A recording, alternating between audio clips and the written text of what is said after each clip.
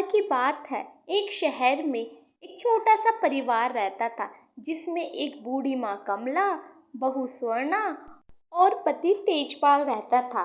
वह तीनों बहुत खुश थे। बस कमी थी तो एक संतान की। उनके पास कोई संतान नहीं थी।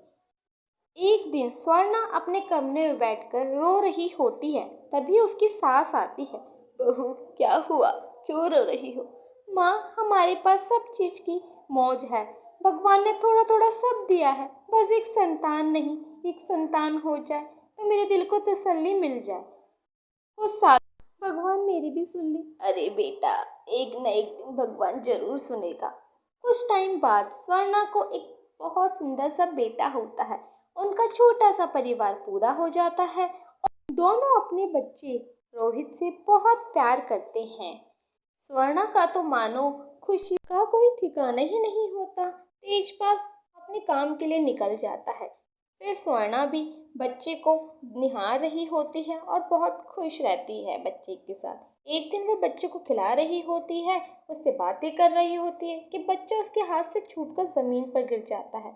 उसकी नाक से खून बहने लगता है। रोहित, रोहित बच्चा, क्या हुआ? उठो, आंखें खोलो बेटा, बेटा क्या हुआ तुम्हें? तभी उसकी सास और पति तेजपाल आता है। क्या हुआ बेटे को? क्या हो गया? इसकी नाक से खून कैसे बह रहा है? चलो डॉक्टर के पास। फिर वह तीनों डॉक्टर के पास जाते हैं। डॉक्टर उन तीनों को बताता है, देखिए, आपके बच्चे के कुछ टेस्ट करने पड़ेंगे। हाँ डॉक्टर साहब, कैसे टेस्ट?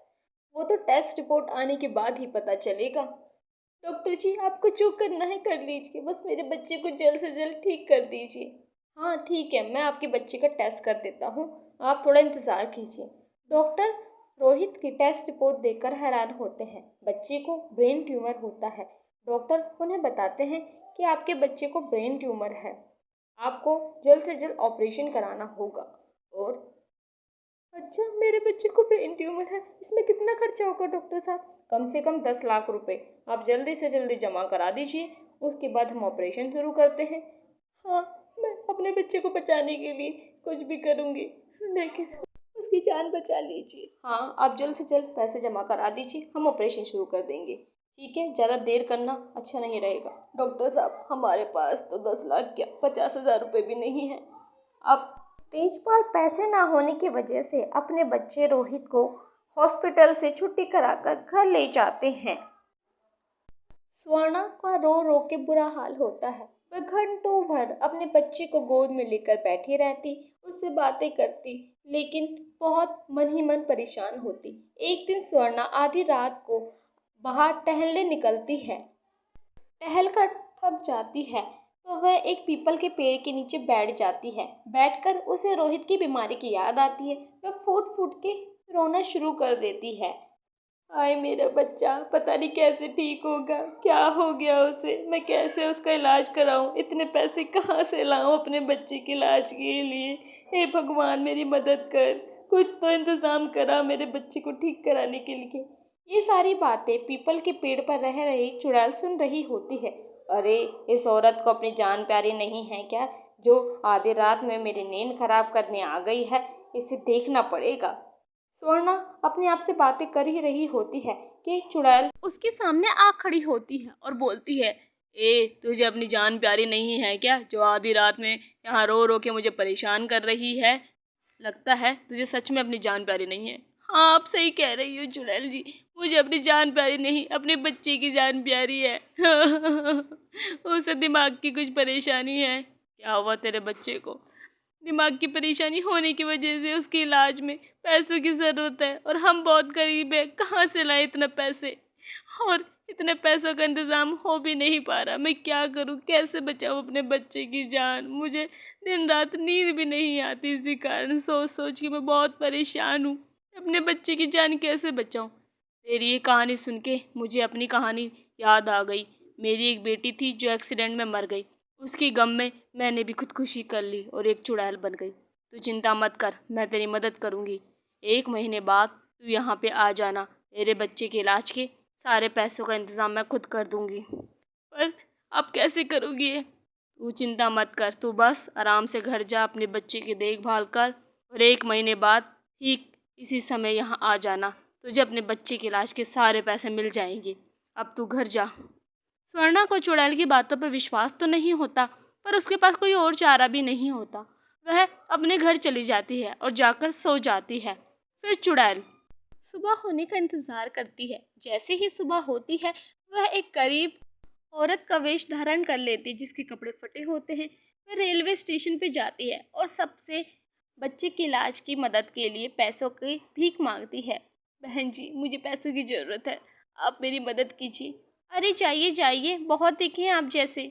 अरे यहाँ कोई मेरा मदद क्यों नहीं कर रहा है। भाई साहब सुनिए, मेरे बेटे के इलाज के लिए पैसों की ज़रूरत है, मुझे थोड़े से पैसे दे दीजिए, उससे उसका इलाज हो पाएगा। मेरी बात सुनिए, कोई तो मेरी बात सुनो, कोई तो मेरी मदद करो। एक छोटे बच्चे की ज़िंदगी का सवाल है, कोई तो मेरी मदद करो। फिर एक आदमी बोलता, अरे जाओ जाओ बहन जी, बहुत देखे हैं आप जैसे, लोगों को बेवकूफ़ बनाते हो, तुम्हें किसी भी बच्चे के इलाज की ज़रूरत नहीं है। फिर चुड़ैल एक स्टेशन के पास जाकर बैठ जाती है और रोने लगती है। अरे कोई भी मेरी मदद नहीं कर रहा है, मैं कैसे पैसों का इंतज़ाम करूँगी और उस बच्चे की जान बचाऊँगी।